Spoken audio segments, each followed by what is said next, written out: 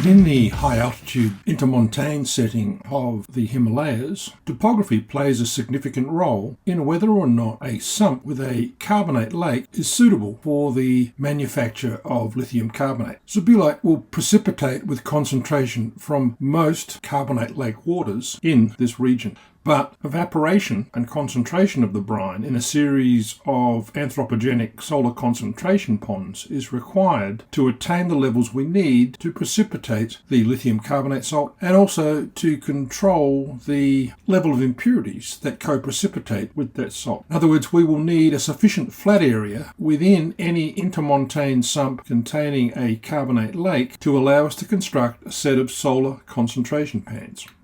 If we compare the Lake Zabuye with Lake Kangmu, we can see that there is a contrast in the topography and the nature of the contained water body within those sumps. In Zabuye, we have a perennial northern lake with lithium contents of the order of 1400 milligrams per litre, but that then overflows into an extensive area of salt flat in the southern lake with a significant build-up of saline mudflat sediments in the western half of the Zabuye South Lake, and that is where the concentrated pans have been constructed above what is a relatively impermeable salt-cemented base. And then lithium carbonate can be precipitated at the upper precipitation end of those waters held in evaporative series within those pans. If we contrast that with a lake in an intermontane sump with similar levels of lithium in the water body, and that's what Kangmu has, it has lithium levels around 1230 milligrams per litre. The topography, which as you can see is surrounded by a relatively steep set of bahadas without significant saline mudflats, it's very difficult to construct a set of saline concentration pans without setting up a series of impermeable liners within those concentration pans, and that of course greatly adds to the cost of the plant in this type of topography. It means we want flat regions, preferably with some level of saline precipitation on the floor of those overflow regions, to allow us to construct a series of evaporation concentration pans. Not a steep-sided topographic setup with little access to an area where the pans can be constructed. Topography of the surrounds in these high-altitude Tibetan carbonate lakes is very important as it controls whether or not we can cheaply construct a set of pans to concentrate the brine, and likewise the geology in that overflow pan preferentially should contain some evaporite salts which create a relatively impermeable base. If we look, for example, at another operational lithium recovery plant in the high-altitude lakes in Jakarta, it has lower levels of lithium in the water, only around 550 to 600 milligrams per litre in the perennial water mass, but there is an appropriate saline area suitable for the construction of solar pans to the northwest of that perennial saline lake. In this case, the perennial saline lake is suitable for the concentration to lithium carbonate levels, whereas the more steeply sided region to the southeast is not as appropriate. And this is true also of Danjeong-Q, or Danjeong Lake.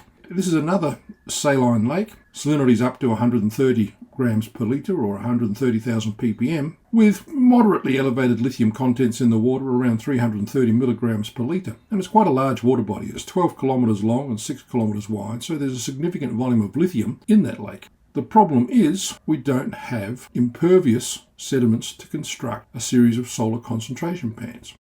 We can manufacture lithium carbonate from the concentration of these lake waters, as the isothermal evaporation experiments by Ni and others showed, but we don't have an appropriate level of impermeable sediment to construct a series of pans. The surrounding sediments in this particular lake are quite permeable, so it would require a set of liners in those pans to reach lithium carbonate saturation. Danjeong Lake is not yet in production. The water chemistry doesn't fluctuate. You can see from the chart on the right, collected over a 2-year period, that the proportions in this lake are very suitable for lithium carbonate manufacture. We can see the high levels of carbonate. This is a sodium carbonate lake. and it would attain saturation with zabuyelite along with trona, but we don't have a appropriate impermeable basement on which we construct a set of solar evaporation pans. If we look in general across the high altitude lakes, we find that there are many areas where we could manufacture lithium carbonate from the waters. Here's an example of a geothermal field in Kauai.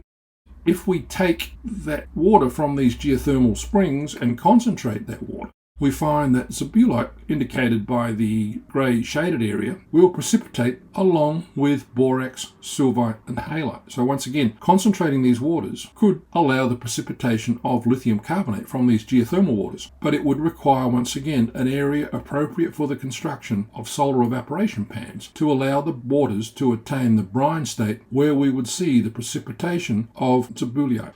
It seems that many geothermally dominated feed brines in the high altitude Himalayas are appropriate for the manufacture of lithium carbonate. Utilizing the geothermal source will probably require an increase in the efficiency of recovery of direct lithium extraction techniques rather than the solar concentration pan techniques, because in many of these geothermal areas we don't have appropriate flat areas for the construction of evaporation solar concentrators.